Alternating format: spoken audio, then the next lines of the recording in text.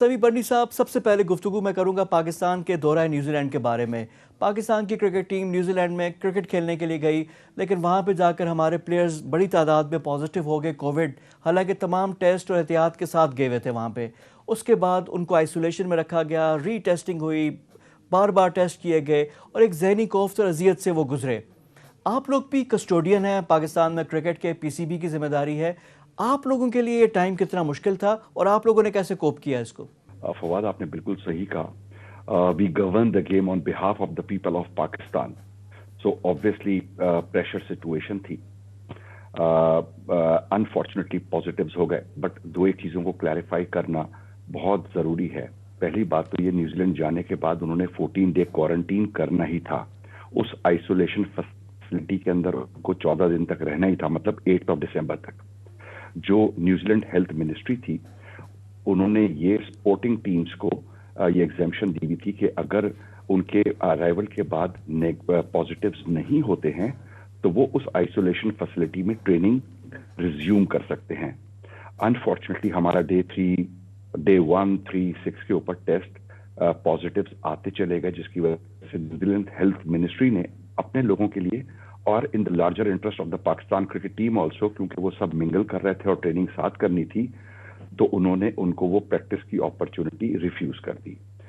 तो जो नुकसान टेक्निकली हुआ टीम को, वो 8 से 10 दिन का जो उस आइसोलेशन फैसिलिटी में उनको ट्रेनिंग की अपॉर्चुनिटी मिलनी थी, वो बदकिस्मती से उनको नहीं मिल सकी। बट अब टीम क्वींसटाउन के अंदर है, 8 तारीख से है, और आप देख रहे होंगे कि भरपूर प्रैक्टिस और ट्रेनिंग कर रही है। मुश्किल टाइम था पीसीबी के लिए भी, क्योंकि उनकी ड्यूटी ऑफ केयर है, उनके प्लेयर्स थे, उनकी रिस्पॉन्सिबिलिटी थे।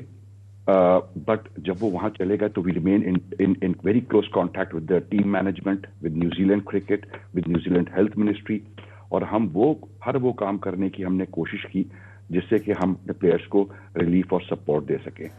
प्लेयर्स का एटीट्यूड इंतहाई पॉजिटिव रहा इस पूरे सिनेरियो के अंदर, क्योंकि वो रिसीविंग एंड के ऊपर थे।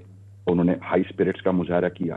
उस हालात के अंदर जितनी भी वो छोटी मोटी अपनी ट्रेनिंग या एक्सरसाइजेस कर सकते थे, उन्होंने उस टाइम को यूटिलाइज किया। But the difficult period is now over, और क्वींसटाउन के अंदर they are enjoying the training, the location, looking forward to the upcoming challenges. अच्छा, बंडी साहब, जैसे आपने बात की ना कि प्लेयर्स भी अब एंजॉय कर रहे हैं, रिलैक्स हो गए हैं। हमने भी पिक्चर्स देखी हैं, बड़ी रिफ्रेशिंग पिक्चर्स हैं। गोल्फ भी खेल रहे हैं, रिलैक्स भी कर रहे हैं, ट्रेनिंग भी हो रही है, प्रैक्टिस मैचेस भी हो रहे हैं। लेकिन हमें कुछ ना कुछ सवालात के जवाबात तो देने होंगे। क्या पीसीबी अपने तौर पे कोई इंक्वायरी कर रहा है कि व्हाट वेंट रॉन्ग, कहाँ पे गलती हुई कि इतनी बड़ी तादाद में जब प्लेयर्स गए? और उसके ऊपर न्यूजीलैंड क्रिकेट बोर्ड का जो बयान था, जो उन्होंने दिया कि जी हम टीम को वापस भेज देंगे, ये भी बड़ा अजीब सा था, यानी आउट ऑफ प्लेस लग रहा था और तौहीन आमेज एक बयान था। फिर उसके बाद वसीम खान जो आपके चीफ एग्जीक्यूटिव है, जब वो प्लेयर से बात करते हैं, उनकी कॉल भी लीक हो जाती है। प्लस हमारी टेस्टिंग पे भी सवाल उठ रहे हैं। अब ये क्या हुआ कि ये फ़्लाइट में हुआ, ये ट्रांजिशन में हुआ एक एयरपोर्ट से दूसरे एयरपोर्ट, व्हाट हैपेंड, कहाँ पे गलती हुई? फवाद, बहुत रेलेवेंट क्वेश्चन है और इसको एक एक करके इसको एड्रेस करने की कोशिश करते हैं। जो न्यूजीलैंड हेल्थ मिनिस्ट्री का स्टेटमेंट था, बिल्कुल यकीनी तौर पे टफ था। बट अगर आप थोड़ा सा पीछे जाएंगे तो वेस्ट इंडीज क्रिकेट टीम के भी कुछ ब्रीचेस हुए थे और उन्होंने आइडेंटिकल स्टेटमेंट दिया था। अब क्यों दिया था? उसकी वजह यह है कि New Zealand is a Covid free country और उन्होंने इतने स्ट्रिक्ट प्रोटोकॉल्स बनाए हुए हैं जिसकी वजह से दे रिमेन कोविड फ्री। तो उनके लिए एक बड़ी डेलिकेट सिचुएशन हो गई, इसी वजह से उन्होंने दिया। बट ये डे 1 की स्टेटमेंट थी। अगर आप याद करेंगे तो डे 3 के ऊपर दे कॉम्प्लीमेंटेड द पाकिस्तान क्रिकेटर्स के वो प्रोटोकॉल्स को फॉलो कर रहे हैं।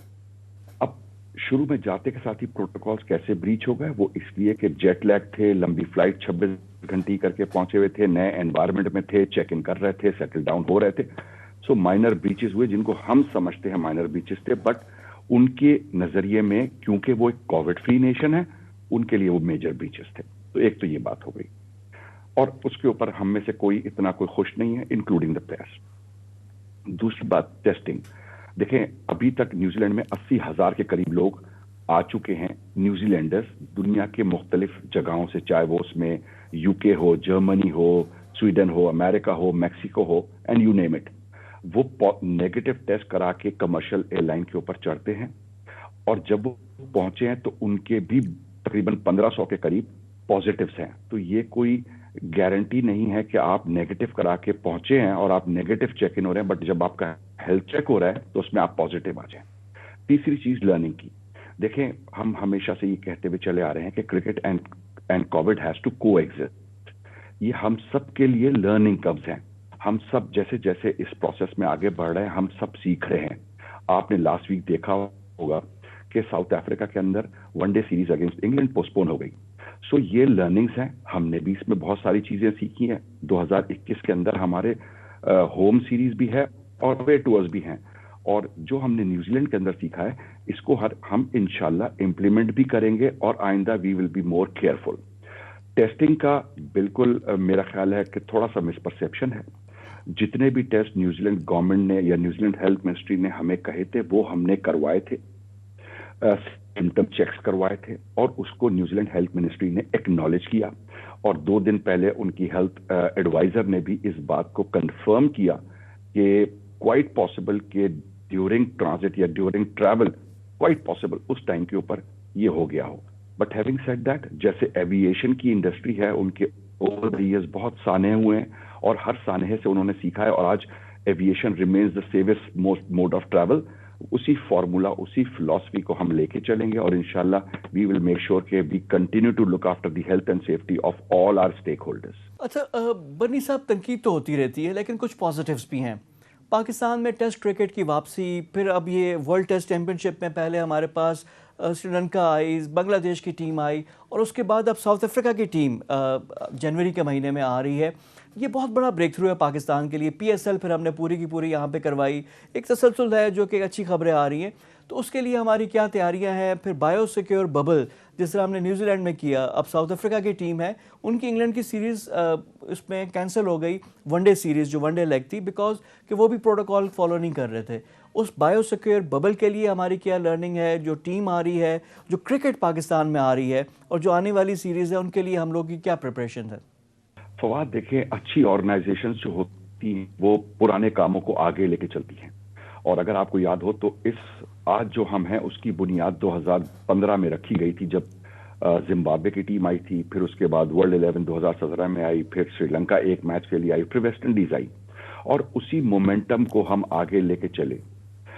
جو تھوڑا بہت فرق ہے وہ یہ ہے کہ اب ساؤتھ افریقہ سری لنکا کی ٹیم 2019 میں پورے ٹور کے لیے آئی تھی. 2019 میں جب وہ آئے تھے تو ان کی سگنیفیکنس یہ تھی کہ وہ ٹیم تھی جس کے ساتھ وہ سیٹ بیک ہوا تھا مارچ 2009 کے اندر, تو وہ ایک میجر آئس بریکنگ تھی. پھر بنگلہ دیش کا آنا, جن حالات میں وہ آئے تھے آپ کو یاد ہو شاید وہ ٹور نہیں کرنا چاہ رہے تھے, پھر ڈپلومیسی کرکٹ کی بیچ میں آئی اور وہ ہوا, اور پھر اس کے بعد زمبابوے کی ٹیم آئی اور اب ساؤتھ افریقہ آ رہی ہے.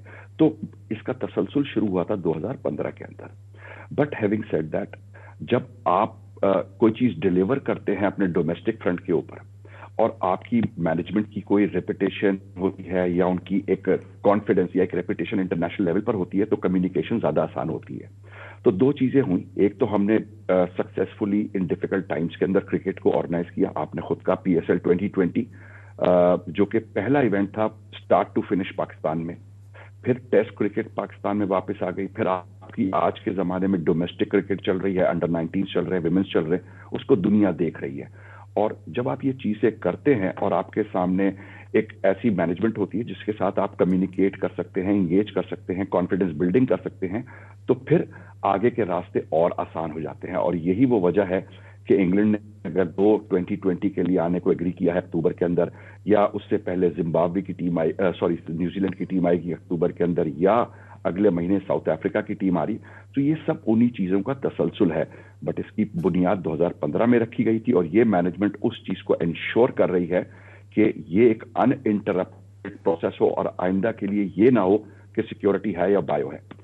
جہاں اب تک آپ نے بایو سیکیور کی بات کی, جیسے میں نے شروع میں عرض کیا کہ یہ ایک ایوالونگ سچویشن ہے. وی ول انشور کہ کسی قسم کی ایسی کوئی چیز نہیں ہونی چاہیے جس کی وجہ سے کسی پلیئر کو یا ملک کے ساتھ کوئی نیگیٹیوٹی بلڈ ہو. So we will make sure کہ everything goes safe and sound. ہم نے ابھی تقریباً اسی سیزن کے اندر 160 کے قریب میچز کرائے ہیں, اور تقریباً 2900 ہم ٹیسٹ کروا چکے ہیں اس فیز کے اندر. So there are learnings and we'll continue to learn and we'll continue to improve to make sure that we deliver safe, secure events. اچھا سمیع بنی صاحب، یہ تو اچھی بات ہے کہ کرکٹ پاکستان میں آ رہی ہے، جو اقدامات ہو رہے ہیں، جو سیریز ہو رہی ہیں وہ تو ہے، لیکن جو مین پروڈکٹ ہے جو آپ لوگ کر رہے ہیں وہ پاکستان کرکٹ ٹیم ہے اور پاکستان کرکٹ ٹیم کی کارکردگی ہے۔ اب حال ہی میں دیکھیں جب سے یعنی پریزنٹ رجیم آئی ہے، ٹیم کی پرفارمنس نہیں اچھی، تو یہ کتنا مشکل ہوتا ہے، آپ لوگوں کا کام کتنا بڑھ جاتا ہے جب ٹیم کی پرفارمنس نہیں ہوتی، کیونکہ ہر طرف سے تنقید ہوتی ہے۔ کرکٹ کے ایکسپرٹ، جس طرح پہلی بات ہوئی کہ سارے لوگ ہیں جو کمنٹس کرتے ہیں، جو بات ہوتی ہے جو ٹیم والوں کے لیے ہوتی ہے، ساری بات ہے ہارنے کے لیے تو کوئی نہیں، اور کوئی بھی یہ نہیں چاہتا کہ پروڈکٹ ان کا خراب ہو۔ اب ٹیم کی رینکنگز دیکھ لیں، باقی ہو جائے، اس سے آپ لوگوں کا کام کتنا مشکل ہو جاتا ہے؟ یقینی طور پہ چیلنج ہوتا ہے، صرف کرکٹ بورڈ کے لیے نہیں ہوتا، سب فینس کے لیے ہوتا ہے، بیکاز کرکٹ کے اندر